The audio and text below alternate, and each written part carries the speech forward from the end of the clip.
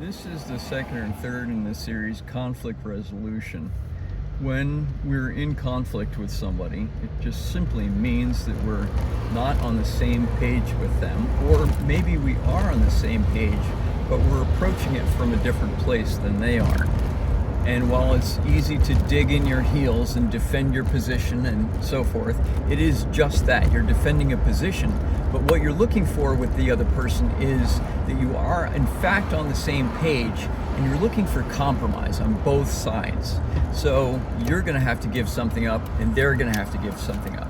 And if you can counsel them, that is, not advise them as much as give them the space, as it were, to get on the same page with you, to see that, yes, in fact, this issue that we're having is the same issue, and it's the same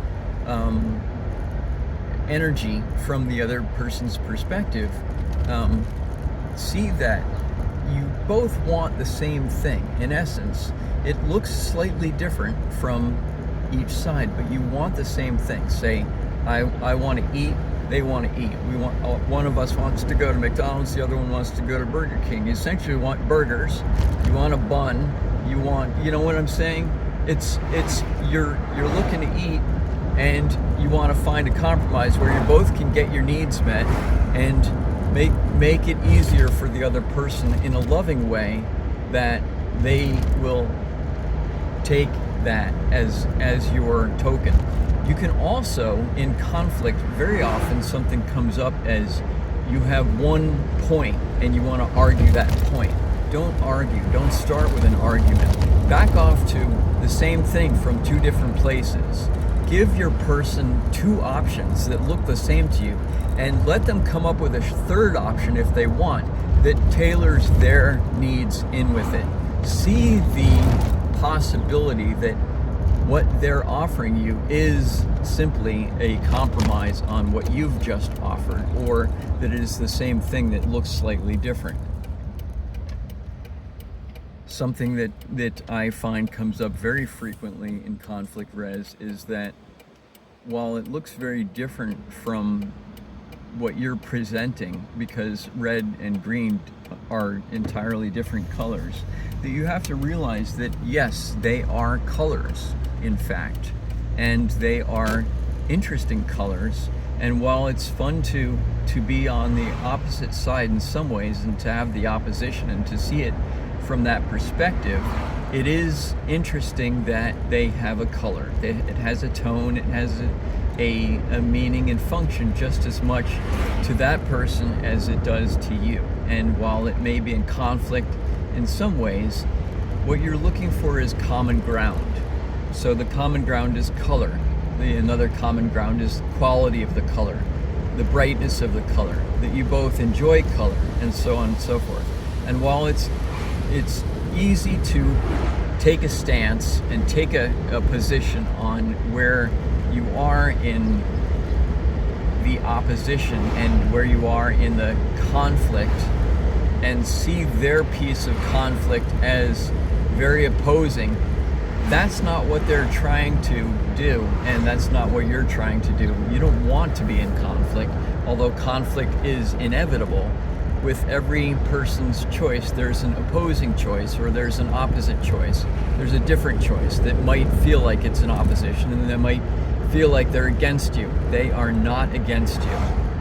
It's a common misconception that we think the person that we're in opposition to is fighting against us, and that's just not true. They may think the same thing of you, and it's just not the truth.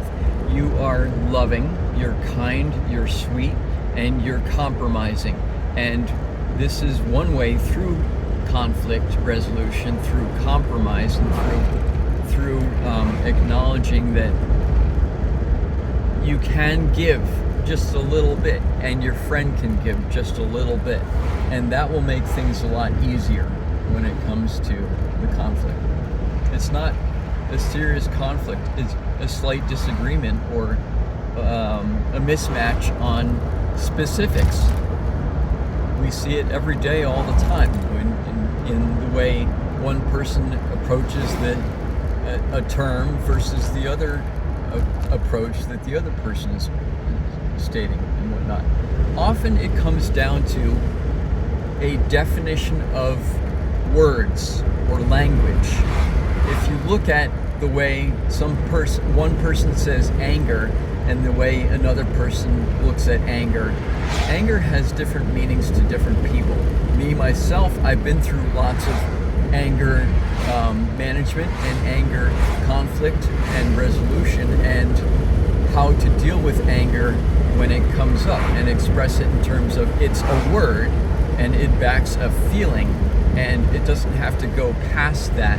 If we acknowledge it, if our person acknowledges it, and then we move on. Like any feeling, it comes and goes.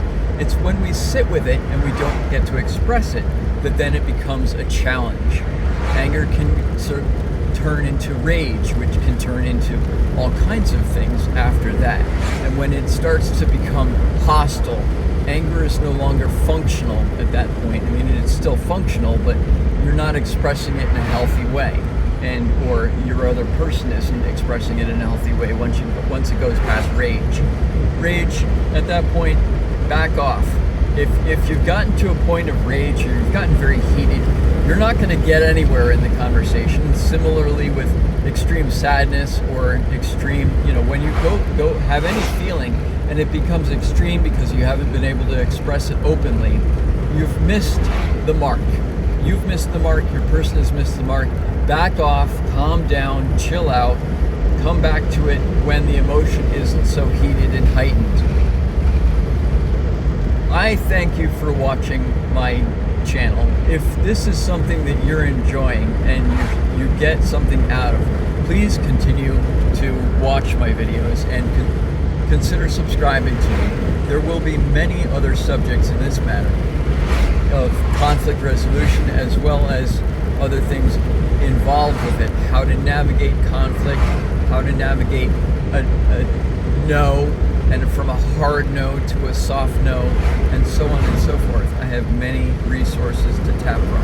Thank you for being here, and I appreciate your feedback and your being here with me. Thank you, and have a wonderful afternoon. Cheers.